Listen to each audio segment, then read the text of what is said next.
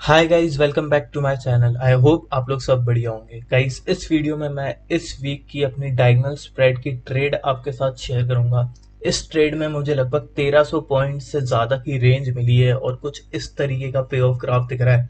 आप देख रहे हैं यहाँ सेंटर में प्रॉफिट कम है और यहाँ कॉर्नर्स पे प्रॉफिट ज़्यादा है, जो कि आपका मैक्स प्रॉफिट होता है। लेकिन हमें मैक्स प्रॉफिट टारगेट नहीं करना है। तो आइए हम देखते हैं कि मैंने स्ट्राइक प्राइसेस कौन सी सेल करी है। तो गाइज मैं थोड़ा जूम करूं तो आपको दिखा सकता हूँ। मैंने 18,550 का कॉल ऑप्शन सेल किया है और 17,200 का पुट ऑप्शन सेल किया है। अब मैंने ये वाली स्ट्राइक प्राइसेस क्यों सेल करी है, एक बार हम निफ्टी का चार्ट देखते हैं गाइस। ये निफ्टी का चार्ट है 1 डे टाइम फ्रेम में।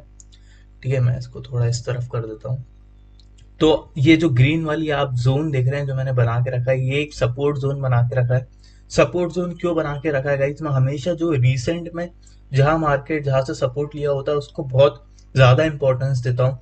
अब आप देखिए, यहाँ पे मार्केट ने सपोर्ट लिया 2-3 दिन, उसके पहले अगेन यहीं से सपोर्ट लिया था और उसके पहले ये वाली कैंडल आप देखिए, यहाँ पे मार्केट ने क्या अच्छा रेजिस्टेंस फेस किया। तो ये जोन अभी रिसेंट में बहुत इंपॉर्टेंट है मार्केट के लिए, इसलिए मैंने सपोर्ट जोन मार्क करके रखा है। अब 18,550 का कॉल, अगर आप निफ्टी का चार्ट देखें तो आपको दिखेगा कि मार्केट अभी प्रीवियस स्विंग हाई के पास ट्रेड हो रहा है। ठीक है, मार्केट ने यहाँ से रेजिस्टेंस फेस किया, ये 18,000 का जो लेवल था। इसको रेड कलर में कर देते हैं अपन।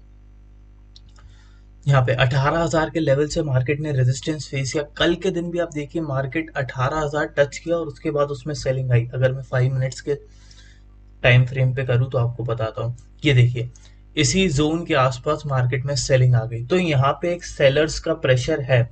मगर बाय चांस अगर मार्केट इस प्रीवियस स्विंग हाई को भी ब्रेक कर देता है, मैं ये वॉल्यूम इंडिकेटर क्लोज कर देता हूँ और अच्छे से चार्ट दिखेगा।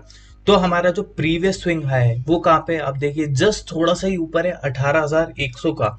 तो मेरा मानना ये है, अगर मार्केट 18,000 का लेवल क्रॉस करता है तो जरूरी नहीं 18,100 पे रुक जाए। तो उसके ऊपर एक और स्विंग हाई कहाँ पे है गाइस? ये देखिए, 18,300 के पास एक और स्विंग हाई है। हमने क्या ऑप्शन सेल किया है? 18,550। तो मार्केट का ऑल टाइम हाई क्या है? मार्केट का ऑल टाइम हाई है 18,600। तो ऑलमोस्ट हमने 18,550 सेल किया, तो ऑलमोस्ट ऑल टाइम हाई के पास सेल किया है। इसलिए मैंने ये वाली स्ट्राइक प्राइस सेल करी। इसमें मुझे प्रीमियम भी मिल गया। प्रीमियम आप देखिए कितना मिला। नेक्स्ट वीक एक्सपायरी का गाइज मैंने सेल किया है 22 सितंबर का, तो मेरे को प्रीमियम 18 रुपए मिला, जो कि सफिशियंट है मेरे लिए बिगनिंग में। उसके बाद मैंने पुट ऑप्शन सेल किया 17,200 का। तो एक तो 17,200 मेरी इस रेंज के नीचे है, जो रेंज मेरी 17,450 से 17,500 की है। उसके बाद मुझे एक और निफ्टी का सपोर्ट जोन दिखता है यहाँ पे 17,300 पे। कहीं 17,300 पे मार्केट ने बहुत बार सपोर्ट लिया है, इसलिए मैंने 17,200 की स्ट्राइक प्राइस सेल की। और गाइस, इस वीक में मैं मार्केट के लिए थोड़ा बुलिश ही हूँ। यहाँ पे आप देखेंगे तो मार्केट में प्रॉफिट बुकिंग आई, उसके बाद मार्केट ने सपोर्ट लिया, अब मार्केट फिर से ऊपर की तरफ जा रहा है। तो मैं थोड़ा बुलिश हूँ या साइडवेज हूँ, इतना ज्यादा बियरिश नहीं हूँ। इसलिए 17,200 अभी के पॉइंट्स जो चल रहे हैं निफ्टी से 700 पॉइंट से ज्यादा नीचे है। अब गाइस थोड़ी ट्रेड की बात कर लेते हैं कि मैं इसको कैसे मैनेज करूंगा। गाइस पहली बात तो ये कि अब एक दिन में मार्केट अगर 1% ऊपर नीचे हो जाता है तो मुझे कोई ज्यादा लॉस नहीं होगा। आप देखिए यहाँ पे 0.9% में 1,200 रुपए का लॉस दिखा रहा है। मैंने यहाँ पे 5 लॉट सेल किए हैं, पुट का मैंने 3 लॉट बाय किए हैं और कॉल के मैंने 4 लॉट बाय किए हैं। इस वजह से मेरी मार्जिन रिक्वायरमेंट जो है अप्रोक्स 3 लाख से, वरना मेरी अगर मैं इक्वल लॉट्स बाय और सेल करता तो ये 2.5 लाख के अराउंड होती। तो अगर 3 लाख मेरी मार्जिन रिक्वायरमेंट है, मेरा प्रॉफिट एटलीस्ट 5,000 में रखूंगा। एग्जैक्टली 2% नहीं रखूंगा गाइस। मैंने पहले वीडियो बनाई है जिसमें मैंने बताया कि डायगोनल स्प्रेड में आरओसी कम होता है, तो जरूरी नहीं आपको 2% मिले, लेकिन अगर बिना मेहनत के मुझे 1.5% या उससे ज्यादा मिल रहा है, मतलब मुझे नेक्स्ट वीक के लिए ट्रेड नहीं ले जानी पड़ रही है, तो मैं सेटिस्फाई हो जाऊंगा और वो प्रॉफिट ले लूंगा। गाइस इसमें मेरी प्रोबेबिलिटी ऑफ प्रॉफिट 85% दिखा रहा है, क्योंकि मेरी रेंज बहुत बड़ी है। अब गाइस ये देखिए, मैं आपको बताता हूँ। एक दिन ये मैंने मंडे के एकदम आखिरी में ट्रेड बनाई है गाइस, मंडे की मॉर्निंग में भी नहीं बनाई, जब मार्केट क्लोज होने वाला था 3:15 के अराउंड बनाई है, क्योंकि मेन टारगेट मेरा इस ट्रेड से ओवरनाइट डीके होता है। मैं इंट्राडे में ज्यादा इस ट्रेड को एडजस्ट नहीं करना चाहता। तो अब पहले दिन का मेरा डीके 800 रुपीज के आसपास था, इसलिए मैंने कहा कि 1% मार्केट ऊपर नीचे हो जाता है तो भी मेरे को ज्यादा लॉस नहीं होगा। अगर 1% ऊपर हो जाता तो भी 500-600 का लॉस होता, लेकिन मेरा थीटा डीके उसको संभाल लेता। अब गाइस एक दिन के बाद अब देखिए मेरे पास कितनी अच्छी रेंज बच रही है, 1% नीचे के साइड, 1% ऊपर के साइड। लेकिन क्या होगा गाइस, मैं ऐसे सेंटर में बने नहीं रह सकता, मार्केट भी ऐसे सेंटर में बने नहीं रहेगा। अगर मार्केट थोड़ा भी ऊपर मूव करता है तो मेरे कॉल वाले प्रीमियम्स बढ़ जाएंगे, पुट वाले कम हो जाएंगे। ऐसे ही टाइम पे मेरे को अपनी ट्रेड एडजस्ट करनी पड़ेगी। तो गाइस मैं एडजस्ट कैसे करूंगा, अब तुरंत ही प्रीमियम्स में डिफरेंस आ जाएगा ना तो मैं एडजस्ट नहीं करूंगा। मेरा एक सिंपल रूल भी है, अगर प्रीमियम्स में ट्रिपल का डिफरेंस जब तक नहीं आता ना, मैं एडजस्टमेंट के बारे में नहीं सोचता। मान लीजिए पुट वाला 10 रुपए पे है और कॉल वाला 30 रुपए पे है, तो मैं इतनी ज्यादा टेंशन नहीं लूंगा। लेकिन अगर कॉल वाला बढ़ते जा रहा है तो मुझे एडजस्ट करने की जरूरत पड़ेगी, क्योंकि मेरा पुट वाला अब मुझे कुछ प्रीमियम दे ही नहीं पाएगा। वैसे ही मैं चार्ट्स का भी यूज करता हूँ गाइस। अब चार्ट्स में देखिए, मैं एक बार 5 मिनट्स में लगाता हूँ, ठीक है। अब कल के दिन मार्केट अगर 18,000 क्रॉस कर जाता है तो मेरे कॉल साइड के प्रीमियम्स बढ़ जाएंगे और पुट साइड के कम हो जाएंगे। मान लीजिए कॉल साइड का 30 रुपए हो गया, पुट साइड का 8-9 रुपए हो गया। अब मैं ये भी देख रहा हूँ कि मार्केट ने एक मेजर रेजिस्टेंस ब्रेक कर दिया जो कि 18,000 का था।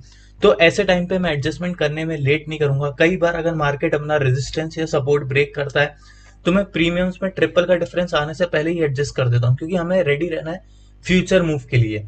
अब एक बार कंफर्मेशन मिल जाने दीजिए गाइस कि ये सपोर्ट या जो रेजिस्टेंस ब्रेक हुआ है वो फॉल्स ब्रेकआउट नहीं है, इसलिए मैं बहुत ज्यादा जल्दी नहीं करता एडजस्टमेंट की। अब अगर मार्केट बाय चांस 18,000 के ऊपर ही ओपन हो जाता है तो मैं तो देखूंगा स्टार्टिंग के 5-10 मिनट 15 मिनट जो भी कैंडल्स बनेगी, मार्केट का इनिशियल मूव देखूंगा, उसके बाद एडजस्ट करूंगा। क्योंकि गाइस ऑप्शन सेलिंग में फायदा यही है, पोजिशनल ऑप्शन सेलिंग जो होती है ये आपको मौका देती है, थोड़ा लेट भी आप हो जाओ तो एडजस्टमेंट का मौका देती है। चाहे आपके प्रॉफिट मैक्सिमाइज नहीं हो, लेकिन लॉस रिकवर करने का आपको मौका देती है। अगर आप थोड़ा लेट भी हो गए एडजस्टमेंट में, कोई बात नहीं, आपके पास इनफ टाइम है, पूरा एक हफ्ता है, उससे ज्यादा है, आप काफी प्रीमियम्स कलेक्ट कर सकते हैं।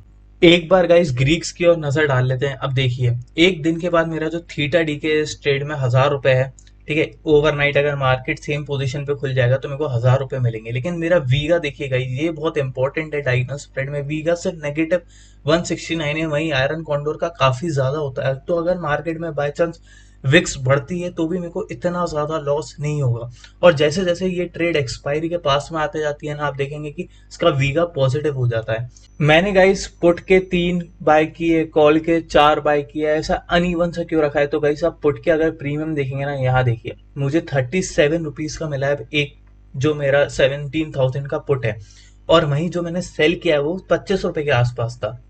तो आप 25 × 5 करिएगा, इस मैंने 5 लॉट सेल किए, 125 रुपए टोटल। वहीं पुट के साइड हमेशा प्रीमियम ज्यादा होते हैं, मैंने 200 पॉइंट दूर का ही बाय किया, ज्यादा दूर का बाय नहीं करना चाहिए। तो 37 × 3 आप करेंगे कितना हो जाएगा, 111 के आसपास मेरे ख्याल से। तो हमें अगर हम 4 लॉट बाय करते हैं ना तो हम डेबिट हो जाते हैं। 111 में आप 37 जोड़ दीजिए, कितना हो जाता है, 148। उसी सिमिलर वे में गाइस आप कॉल साइड देखिए, ऑलमोस्ट 19 रुपए का सेल किया है, 19 × 5 कितना हो गया, 95, और 21 रुपए का बाय किया हमने नेक्स्ट एक्सपायरी का 29 सितंबर का, तो उसका 21 × 4 84। तो यहाँ पे भी एक क्रेडिट स्प्रेड बना है, 95 84 से ज्यादा है, 11 रुपए एक्स्ट्रा क्रेडिट है हमारे पास। क्योंकि गाइस हमारा इस स्ट्रेटेजी में मेन टारगेट क्या है, ओवरनाइट डीके कलेक्ट करना।